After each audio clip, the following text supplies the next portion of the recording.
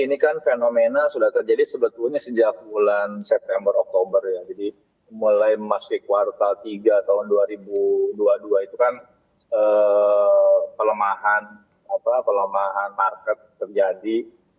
Terus juga di Oktober itu kan ada fenomena PHK. Pada waktu itu juga kita sudah warning sama teman-teman lain, termasuk kita warning juga ke pemerintah.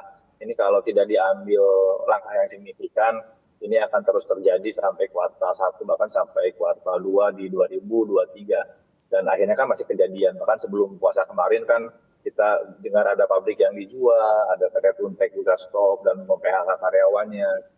Dan ini terus berlanjut setelah Lebaran pun ini kondisinya masih belum ada perbaikan gitu ya. Jadi kemarin terakhir itu kita juga koordinasi dengan teman-teman di anggota kami tidak ada yang cukup, semua sudah jalan meskipun jalannya tertatih. Maksudnya jalannya tertatih ini kita ada yang jalan 30%, 40% gitu ya, tapi masih tetap jalan karena ya mau nggak mau kita harus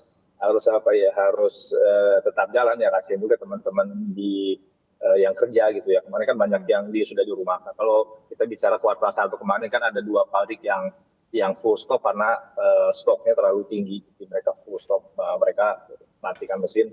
Tapi sekarang sih sudah jalan meskipun jalannya tadi hanya 30%, hanya 40%. Nah, kami juga konfirmasi dengan teman-teman di anggota API karena itu kan hilirnya kami ya, kami kan jual ke sana.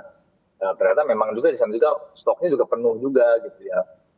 Bahkan setelah Lebaran ini sampai sekarang ini ada banyak pabrik yang belum jalan, yang belum buka. Maksudnya libur Lebaran itu belum masuk lagi gitu ya sampai sekarang. Nah, kami dengar sih mungkin akan mulai jalan minggu depan. Tapi itu pun juga jalannya paling maksimal 25% sampai 30%. Bahkan kemarin ada yang mungkin 20% dan mereka akan melakukan tentu akan impact-nya adalah tenaga kerjanya akan dipangkas, baik dipangkas dirumahkan sementara. Kalau di PHK sih belum pada sampai opsi itu, tapi dirumahkan sementara sudah pada opsi itu. Dan juga pengaturan jadwal, kalau yang biasanya kita seminggu 42 jam kerjanya 6 hari, 6 hari setengah gitu ya. Nah, ini mungkin seminggu hanya 3 hari gitu jadi karena dia harus gantian dengan teman-teman lain. Karena itu impact dari ya pengurangan utilisasi produksi. Baik. Pak Retma, jadi memang benar Anda mengkonfirmasi ada kegentingan sendiri ya Pak di industri tekstil yang memang sudah dirasakan. Mungkin ini imbas dari post pandemic juga ya Pak, yang mungkin berujung dari awalnya di 2022 kemarin sampai sekarang. Tadi Anda menyebut memang masih ada stok yang tebal menipis dan apakah memang itu penyebab utama dari beberapa pabrik belum dibuka karena stok yang masih banyak. Dan mungkin selanjutnya apakah juga Anda sudah mendapat sedikit kisi-kisi industri tekstil segmen mana yang diduga akan pasti gulung tikar pasca Lebaran? Ada kemungkinan terjadi akan hampir di semua segmen karena ini kan yang jadi masalah sebetulnya kalau kita bicara post pandemi kuartal 1 kuartal 2 2022 kan kondisinya bagus, semua jalan, bahkan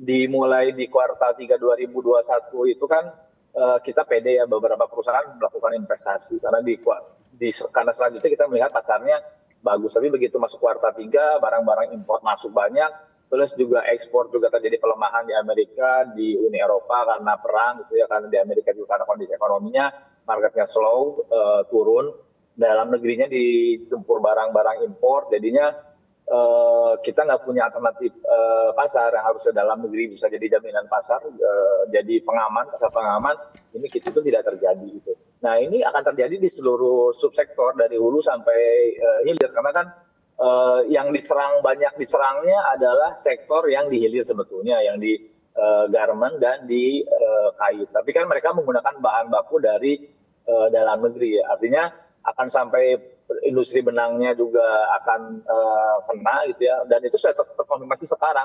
Bahkan kami di hulu kita hanya jalan 25%, 30%, yang ada sih yang beberapa yang masih 70%. Jadi rata-rata di kami sekarang utilisasinya tinggal 45% gitu. Itu imbas dari hilir, artinya ada yang kondisi ini semuanya akan terkena dari hulu sampai hilirnya gitu. Nah, mana produsen yang akan ini duluan sebetulnya tergantung kekuatan masing-masing, kekuatan cash flow masing-masing perusahaan ya. Karena kan di satu sisi kita pengen ini terus jalan, tapi di sisi lain juga masukan gitu ya atau pendapatan karena marketnya lagi jelek, ya, pendapatannya kan jadi minim gitu. Nah, sisi lain kita pengen tetap teman-teman karyawan terus tetap bekerja gitu. Artinya ini pasti pada posisi yang rugi gitu karena inputnya masukan dari penjualan itu turun, sedangkan untuk karyawan, untuk listrik, untuk bunga perbankan kita tetap masih melakukan pengeluaran. Jadi ini memang akan tergantung cash flow, kekuatan cash flow masing-masing perusahaan. Baik Pak Redma. Jadi memang ada dilema tersendiri ya Pak ya. Di satu sisi memang demand terhadap industri tekstil juga signifikan menurun. Mungkin dari segi ekspor juga tadi Anda sebutkan. Namun tetap ada urgensi untuk mempertahankan pekerja juga ya Pak, di satu sisi dari pengusaha tentunya. Nah ini mengenai ekspor, karena tadi Anda menyebutnya memang ada penurunan demand dan juga penurunan permintaan ekspor yang cukup signifikan gitu ya Pak ya. Tapi di satu sisi kalau dari data BPS yang kita lihat ya, tidak usah jauh-jauh, data-data BPS terbaru saja menunjukkan ada peningkatan ekspor. Dalam kategori ini industri tekstil adalah industri non-migas. Nah, tapi tadi ada menyebut bahwa penurunan ekspor bahkan terjadi secara signifikan.